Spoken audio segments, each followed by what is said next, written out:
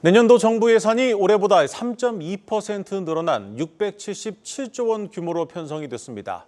이 증가폭이 2년 연속 3% 안팎에 불과할 정도로 고강도 긴축이 이어지고 있습니다. 세종 스튜디오 연결하겠습니다. 박성환 기자. 네, 세종 스튜디오입니다. 네, 먼저 내년도 예산안 전체 규모부터 한번 살펴보죠. 네, 정부가 계획한 2025년 전체 지출액은 677조 4천억 원입니다. 올해보다 3.2%, 20조 8천억 원 많은데요. 지난해와 비교한 올해 증가율은 2.8%였는데 2년 연속 3% 내외로 묶은 겁니다. 분야별로 살펴보면 보건, 복지, 고용 분야 지출이 36.8%로 가장 높고요. 이어서 일반 지방행정, 교육, 국방 등의 순으로 많은 돈이 들어갑니다. 증가율로 따지면 R&D 예산이 가장 많이 늘었고요. 환경, 외교 통일 분야가 뒤를 이었습니다. 반면 SOC는 유일하게 지출을 줄일 계획인데요. 기획재정부 관계자는 건설이 끝난 도로나 철도 노선이 많고 신규 노선은 비교적 적은 돈이 들어가기 때문이라고 설명했습니다. 네, 오늘 예산안을 발표하면서 윤석열 대통령이 지난 정부 5년 동안 나라빚이 400조 원이나 늘어서 일하기 힘든 상황이라고 말을 했습니다.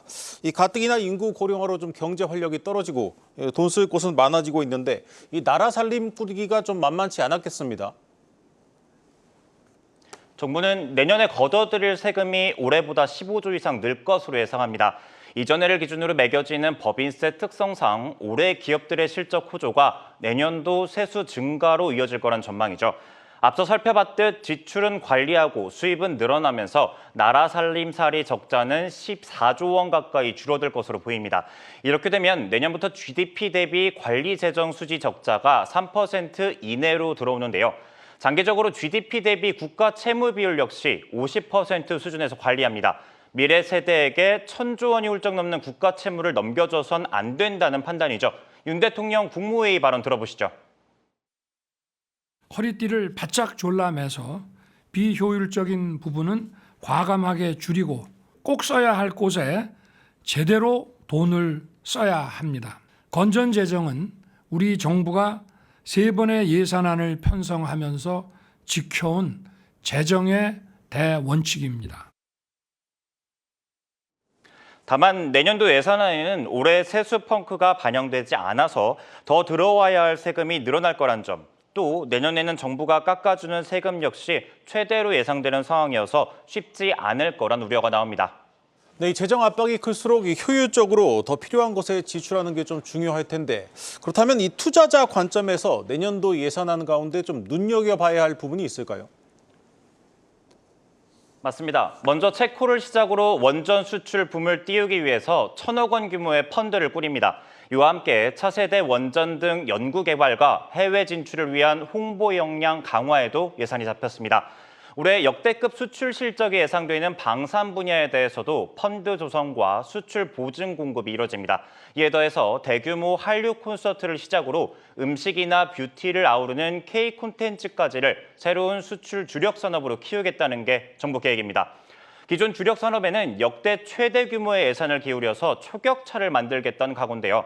소위 AI와 바이오, 반도체를 뜻하는 칩스의 머리 글자와 2차 전지 등 첨단 산업을 아울러서 ABC 플러스라고 하죠. 먼저 반도체 투자 기업에 낮은 금리로 자금을 대주고 용인 산단을 지나는 국도를 넓히는 등 인프라 지원에도 속도를 냅니다. 이에 더해서 AI와 바이오, 양자 기술 등 3대 게임 체인저에서의 기술 주권을 세웁니다. 국민적 불안이 커지는 전기차 화재에는 스마트 제어 충전기 보급을 늘려서 대응하기로 했습니다. 최성묵 부총리 세종청사 브리핑 확인해 주시겠습니다. 국가 연구개발 예산은 전면적인 DNA 혁신 토대하에서 3대 게임 체인저, 12대 전략기술 등을 중심으로 총 예산 규모를 23년 29조 3천억 원보다 높여 역대 최대인 29조 7천억 원까지 확대했습니다. 네, 부동산 역시 우리 경제에서 좀 빼놓을 수 없는 부분입니다. 이 박 기자, 내년도 예산안에는 이 관련 내용 어떤 것들이 담겨 있습니까? 네, 내년 정부는 분양 10만, 임대 15만 2천 등 전체 25만 2천 가구의 공공주택을 공급합니다. 올해 20만 5천보다 4만 7천 가구를 더 짓는 셈이죠. 역대 가장 많은 규모인데 앞선 정부들과 비교하면 최대 13만 호 증가한 수준입니다. 윤석열 정부가 계획 중인 연평균 공급주택 공급 물량은 20만 호고요. 2025년 예산안은 앞서 발표됐던 저출산 관련 대책 등도 총망라합니다. 1가정 양립 지원을 위해서 육아휴직급여를 최고 250만 원으로 올리고요.